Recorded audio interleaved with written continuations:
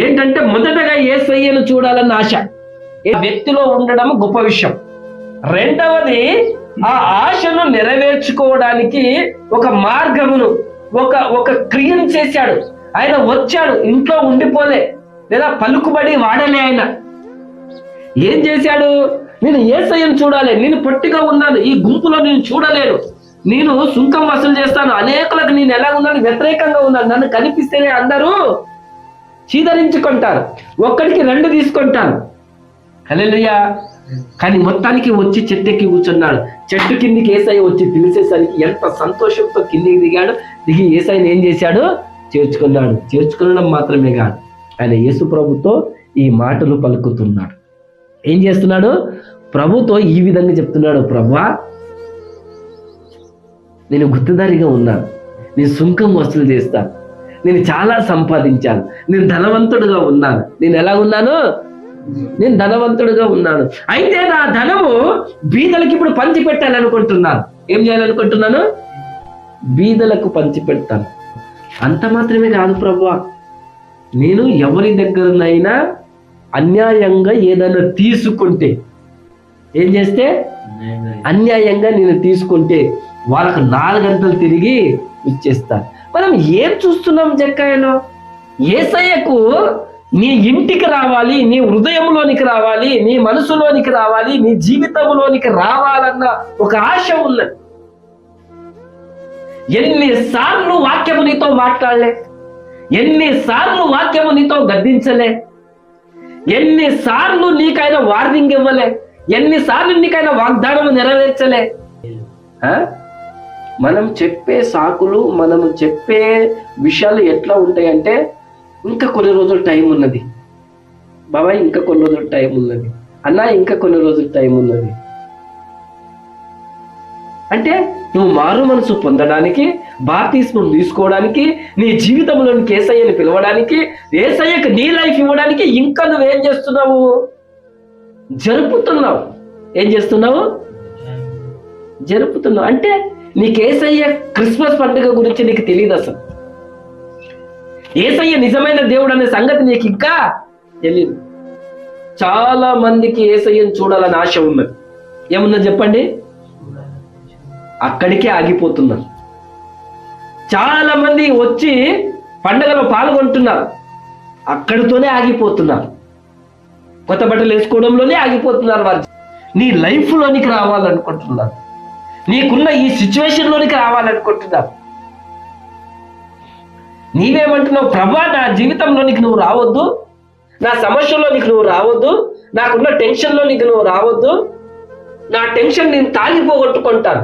ఎందుకు తాగావురా అంటే, నాకున్న టెన్షన్స్ బట్టి తాగానన్నా, నా కుటుంబం సరిగా లేదన్నా, నా పరిస్థితి సరిగా లేదన్నా. ఎన్ని పండుగలు పోతున్నాయి నీ మీద నుంచి. ఆ బట్టలు వేసుకున్న రోజు మాత్రమే సంతోషిస్తావా? ఆ బట్టలు వేసుకున్న రోజు మాత్రమే ఆ ఎంజాయ్మెంటా? అది కూడా తాగి. హల్లెలూయా. నాకు అనిపించింది, అరే జక్కయ్య వచ్చి జక్కయ్య దగ్గరికి యేసయ్య వచ్చి, జక్కయ్య నువ్వు పాపివి, నువ్వు మారు మనసు పొందు, నీ జీవితం మార్చుకొని ఏమన్నా చెప్పాడా? ఆయన ఏమన్నాడు? జక్కయ్య, నీ ఇంట్లో నేను ఈరోజు ఉండాలనుకుంటున్నాను అంటే ఎంత సంతోషంగా ఆయన చేర్చుకున్నాడు, ఎంత ఆనందం. ఒరే, యేసయ్య నా లైఫ్ లోనికి వస్తున్నాడు, నేను కేవలం చెట్టు మీద కూర్చొని చూస్తే చాలనుకున్నాను. మన లైఫ్ ఏం భక్తి! ఎందుకు మారలేకపోతున్నాము? ఎందుకు జీవితాలు సరి చేయబడకపోతున్నాయి? ఎందుకు ఖచ్చితంగా ఉండలేకపోతున్నాము? ఎందుకు స్థిరంగా ఉండలేకపోతున్నాము? ఏ ఆకర్షణకు లొంగిపోతున్నాము? నీవెందుకు బాప్తిస్మం తీసుకున్నావు? నీవెందుకు పండుగ చేసుకుంటున్నావు? యేసుప్రభు ఎందుకు వచ్చాడు ఈ లోకానికి? ఎప్పుడైనా ఆలోచన చేశావా? జక్కయ్య చూడు, నీ ఇంట్లో ఉండడానికి నేను వస్తున్నానంటే వాళ్ళకు ఆయన చేర్చుకున్నాడు. ఏం చేశాడు? రిసీవ్ చేసుకున్నాడు, పొందుకున్నాడు. ప్రభువా రా, నేనంటాను క్రైస్తవులుగా పిలువబడుతున్న, విశ్వాసులుగా పిలువబడుతున్న ఈ ప్రాంతాలలో పండగలు చేసుకుంటున్న భక్తులు యేసయ్యను రిసీవ్ చేసుకోవట్లే, యేసయ్యను వారి లైఫ్ లోనికి తీసుకోవట్లే, యేసయ్యను వారి వారి వారి గుండెలోనికి, వారి హృదయంలోనికి, వారి లైఫ్ లోనికి యేసయ్యను రిసీవ్ చేసుకోవట్లే. అందుకే నిజమైన మారు మనసు, నిజమైన పశ్చాత్తాపము హల్లెలూయా చెప్పండి లేదు. పండుగలెంబడి ఏ లైఫ్ అది?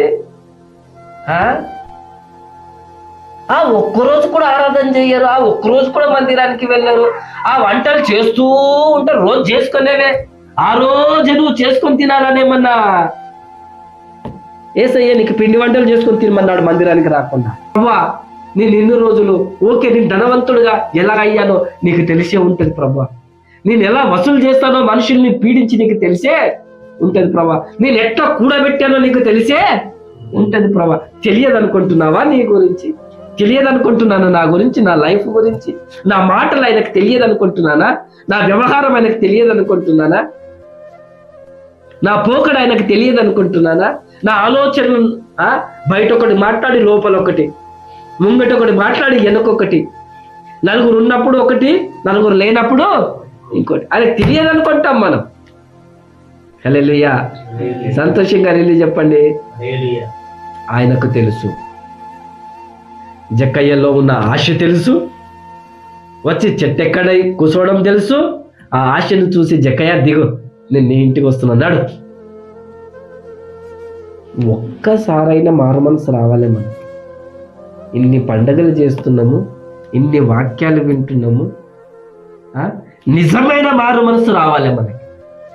ఒక్కసారైనా మన మనసులో, మన గుండెలో సర్రమనాలి, అబ్బా ఎందుకురా ఈ బతుకు, ఇంకా ఎన్ని రోజులు ఇలా నటించాలా, ఇంకా ఎన్ని రోజులు ఎవరికి దాచిపెట్టగలడు? మనుషుల ముంగట నేను చేయగలను కానీ దేవుని ముంగట నేను చేయలేను కదా. హల్లెలూయా, ఇది విడిచిపెడతా నేనంటను. లోకంలో బ్రతకడమే కష్టం, అబద్ధమాడి బ్రతకడమే కష్టం, మోసం చేసి బ్రతకడమే కష్టం, నువ్వు తాగుతూ బ్రతకడమే నీకు కష్టం. అన్ని వదిలేసి యేసయ్య దగ్గరికి రా, నువ్వెంత స్వేచ్ఛగా బ్రతుకుతావో, నువ్వెంత ధైర్యంగా బ్రతుకుతావో, నీవెంత ఇజ్జత్గా బ్రతుకుతావో నీకు తెలుస్తుంది. నేను లోకంలో ఏమో ఉన్నదనుకున్నా, సంపాదించడమే జీవితం అనుకున్నా, కూడబెట్టుకోవడమే జీవితం అనుకున్నా, వసూలు చేయడమే జీవితం అనుకున్నా. ఇదంతా వేస్ట్ ప్రభా, నీతో సరి రాదు ప్రభా, నీకు సాటి రాదు ప్రభా. ఇది ఉంటంత, ఉండకపోతే ఎంత. నీతిగా బ్రతుకుతా ప్రభా, న్యాయంగా బ్రతుకుతా ప్రభా. ఎట్లా బ్రతుకుతా? న్యాయంగా బ్రతుకుతా. పోనీ ధనం, దీనివల్ల ఏం ప్రశాంతత, ఏ నెమ్మది?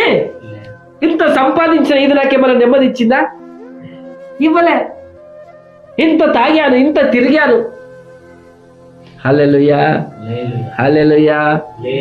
నేనంట ఒక మనిషికి ఏదో ఒక కోణములో, ఏదో ఒక సమయంలో, ఏదో ఒక పాయింట్ దగ్గర, ఏదో ఒక సిచ్యువేషన్లో నీ లైఫ్ గురించి నీవు దాన్ని గుర్తిరగా ఏం చెయ్యాలా? గుర్తించాలా, రికగ్నైజ్ చెయ్యాలా, నువ్వు ఆలోచన చెయ్యాలా, నువ్వు ఒక నిర్ణయం చెయ్యాలా. బాప్తీసం తీసుకున్నట్టుగానే జీవించు. మారు మనసు పొందానని ఆ రోజు నువ్వు సంఘం ఎదుట కదా, నువ్వు త్రాగుడు వదిలే, సిగరెట్లు వదిలే, బూతులు వదిలే, జీవితాన్ని మార్చుకో. మార్పు లేని జీవితముతో ఎన్ని పండుగలు చేస్తే ఏం ప్రయోజనం? దేవుని మందిరానికి వెళ్ళి చక్కగా ప్రార్థన చేసుకున్నాను అన్న సంతోషం నీలో ఎక్కడున్నది? హల్లెలూయా. ప్రభుతో చెప్పగలుగుతున్నావా? ప్రభువా వదిలేసుకుంటున్నాను ప్రభువా, ఇక ఈ సిగరెట్ చీ అవసరం లేదు, ఈ మోసపూరితమైన పనులు చీ వద్దిగా, ఇంకా పశువుల్లాకనే ఉంటాము. ఎన్ని రోజులైనా మీ డాడీ కంటే ముందు నుంచే క్రైస్తవుడవును, నీ ఇంటి పక్కన చర్చి కట్టి 70 ఏళ్ళు అవుతున్నది. హల్లెలూయా. మైకులో సిరి చెప్తావు పండుగలప్పుడు.